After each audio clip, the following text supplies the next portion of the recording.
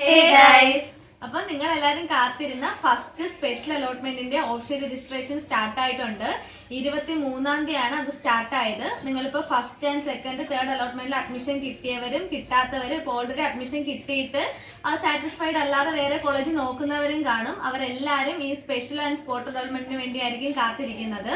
അപ്പൊ നമ്മൾ നേരത്തെ പറഞ്ഞ പോലെ തന്നെ ഓപ്ഷൻ രജിസ്റ്റർ ചെയ്യുമ്പോഴത്തേക്ക് നിങ്ങളുടെ പ്രയോറിറ്റി അനുസരിച്ച് നിങ്ങൾ നോക്കി ഓപ്ഷൻ രജിസ്റ്റർ ചെയ്യുക. ആദ്യമേ LBS അപ്ലൈ ചെയ്തവർക്ക് മാത്രമേ ഈ സ്പെഷ്യൽ ആൻഡ് സ്പോട്ട് അലോട്ട്മെന്റിൽ പങ്കെടുക്കാൻ പറ്റത്തുള്ളൂ. അതുപോലെ തന്നെ ഇതിന് വേറെ സ്പെഷ്യൽ ഫീസോ ആപ്ലിക്കേഷൻ ഫീസോ ഒന്നും തന്നെ ഇല്ല. നമ്മൾ നേരത്തെ അടച്ച ഫീസ് തന്നെ ഇതിന് കൺസിഡർ ചെയ്യും. ഫോർത്ത് അലോട്ട്മെന്റ് അഥവാ സ്പെഷ്യൽ അലോട്ട്മെന്റിനുള്ള ഓപ്ഷൻ രജിസ്ട്രേഷനുള്ള അവസാന തീയതി എന്ന് പറയുന്നത് 26/8/2025 വൈകിട്ട് 4 മണി വരെയാണ്. അതായത് നാളെയാണ് അവസാന തീയതി എന്ന് പറയുന്നത്.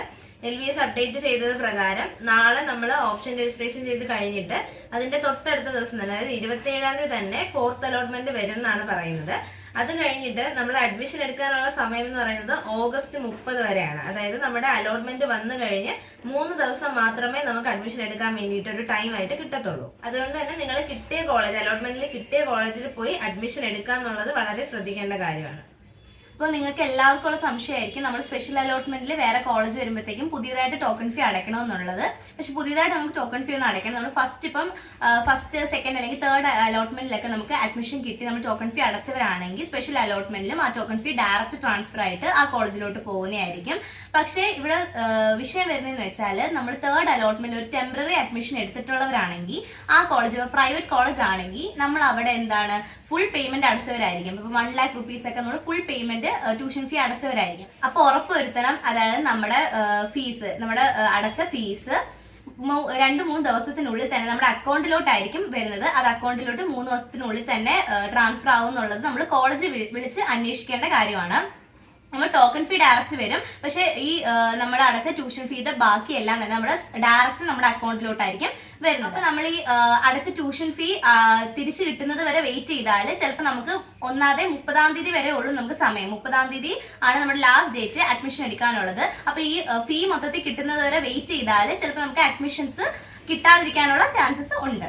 നേരത്തെ വീഡിയോസിലെല്ലാം പറഞ്ഞിട്ടുള്ള പോലെ തന്നെ പുതിയ കോളേജസ് അപ്ഡേറ്റ് ആവുന്നതനുസരിച്ച് LBS സൈറ്റിൽ അപ്ഡേറ്റ് ചെയ്തുകൊണ്ടേയിരിക്കും. അപ്പൊ നമ്മൾ അതും കൂടി ശ്രദ്ധിച്ചിട്ട് വേണം ഓപ്ഷൻ രജിസ്ട്രേഷന് വേണ്ടി കൊടുക്കാൻ വേണ്ടിയിട്ട്. ഒരുപാട് പേർക്കുണ്ടായിരുന്ന സംശയമായിരുന്നു വേക്കൻസി സീറ്റിന്റെ ലിസ്റ്റ് എങ്ങനെ അറിയാമെന്നുള്ളത്. അപ്പൊ അത് നമ്മുടെ LBSന്റെ സൈറ്റിൽ തന്നെ അവർ അപ്ലോഡ് ചെയ്തിട്ടുണ്ടായിരിക്കും. അലോട്ടഡ് ലിസ്റ്റ് എന്നുള്ള ഒരു ഓപ്ഷന്റെ അണ്ടറിലായിരിക്കും അത് ഉണ്ടായിരിക്കുന്നത്. അപ്പൊ നമ്മുടെ BSc നഴ്സിംഗ് കോഴ്സ് എൻട്രി ചെയ്തതിന് ശേഷം നമുക്ക് വേണ്ടുന്ന കോളേജ് ഏതാണോ അത് എൻട്രി ചെയ്ത് കഴിഞ്ഞാൽ ആ കോളേജിൽ എത്ര സീറ്റ് അലോട്ടഡ് ആണ്, അതായത് എത്ര പേർക്ക് കിട്ടിയിട്ടുണ്ട്, ബാക്കി എത്ര സീറ്റ്സ് അവിടെ ഫ്രീസ് ആക്കി വെച്ചിട്ടുണ്ടെന്ന് നമുക്ക് അറിയാൻ പറ്റും.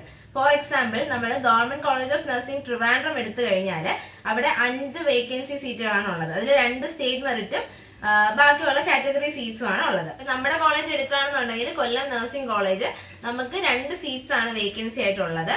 അപ്പൊ നിങ്ങൾ അതൊക്കെ നോക്കി വേണം പ്രയോറിറ്റി ലിസ്റ്റ് ചെയ്യാൻ വേണ്ടിയിട്ട്. നമ്മൾ ഓൾറെഡി കഴിഞ്ഞ വീഡിയോസിൽ പറഞ്ഞിട്ടുണ്ടായിരുന്നു ഓരോ കോളേജസിലും എന്തോരം വേക്കൻസി ഉണ്ടോ അതനുസരിച്ച് നിങ്ങൾ പ്രയോറിറ്റൈസ് ചെയ്യാന്നുള്ളത്. ഓപ്ഷൻ രജിസ്ട്രേഷൻ ചെയ്യുമ്പോൾ ശ്രദ്ധിക്കേണ്ടതെന്ന് വെച്ചാൽ നമ്മൾ LBS സൈറ്റ് എടുത്തിട്ട് നേരത്തെ പറഞ്ഞ പോലെ തന്നെ അലോട്ടഡ് ലിസ്റ്റ് എടുക്കുക.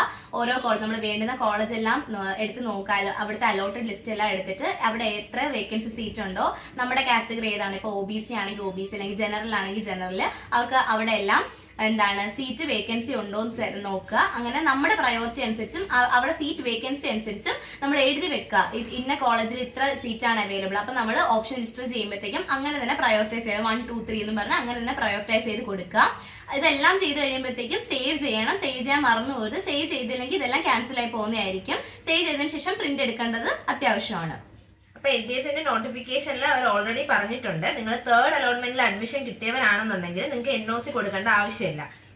ഇപ്പൊ നഴ്സിംഗിന് നിങ്ങൾക്ക് പ്രവേശനം കിട്ടിക്കഴിഞ്ഞാലും നിങ്ങൾക്ക് അലൈഡ് ഹെൽത്ത് സയൻസ് കോഴ്സസ്, അതായത് പാരാമെഡിക്കൽ കോഴ്സസ് മതി എന്നുണ്ടെങ്കിൽ നിങ്ങൾക്ക് എന്ത് ചെയ്യാൻ പറ്റും, അവിടെ ചേഞ്ച് വാങ്ങി പോകാൻ പറ്റുന്നതാണ്. പാരാമെഡിക്കലിന്റെ ഓപ്ഷൻ രജിസ്ട്രേഷനും 26-ാം തീയതിയാണ് ലാസ്റ്റ് ഡേറ്റ്. നിങ്ങൾ മാക്സിമം കോളേജസും കോഴ്സുകളും വെക്കുക. ഇപ്പൊ ഒരുപാട് പാരാമെഡിക്കൽ കോഴ്സുകളുണ്ട്, അത് നോക്കി നിങ്ങളെ പ്രയോറിറ്റി അനുസരിച്ച് മാക്സിമം കോളേജസും കോഴ്സും വെക്കണം. അതുപോലെ BSc നഴ്സിംഗിന് കൊടുത്തവർക്കും പാരാമെഡിക്കലിന് കൊടുക്കാൻ പറ്റും. എത്ര കോളേജസ് വേണമെങ്കിലും കൊടുക്കാൻ പറ്റും. പാരാമെഡിക്കലിനെ പറ്റിയാണെങ്കിലും BSc നഴ്സിംഗിനെ പറ്റിയാണെങ്കിലും എന്തെങ്കിലും ഡൗട്ട് ഉണ്ടെങ്കിൽ നിങ്ങൾ കമന്റ് സെക്ഷനിൽ ചോദിച്ചാൽ മതി. പാരാമെഡിക്കലിന്റെ എന്തെങ്കിലും ഡീറ്റെയിൽഡ് വീഡിയോ വേണമെങ്കിൽ ചോദിച്ചാൽ മതി. നമ്മൾ BSc നഴ്സിംഗിനെ ഫോക്കസ് ചെയ്യുന്നതുകൊണ്ട് തന്നെ ആണ് നമ്മൾ വീഡിയോ ഇടാത്തത്. പാരാമെഡിക്കലിനെ പറ്റി എന്തെങ്കിലും ഡീറ്റെയിൽഡ് വീഡിയോ ഉണ്ടെങ്കിൽ നിങ്ങൾ ചോദിക്കും, നമ്മൾ ഇടാം. അപ്പൊ ഇന്നത്തെ വീഡിയോ ഇത്രയേ ഉള്ളൂ. ബൈ.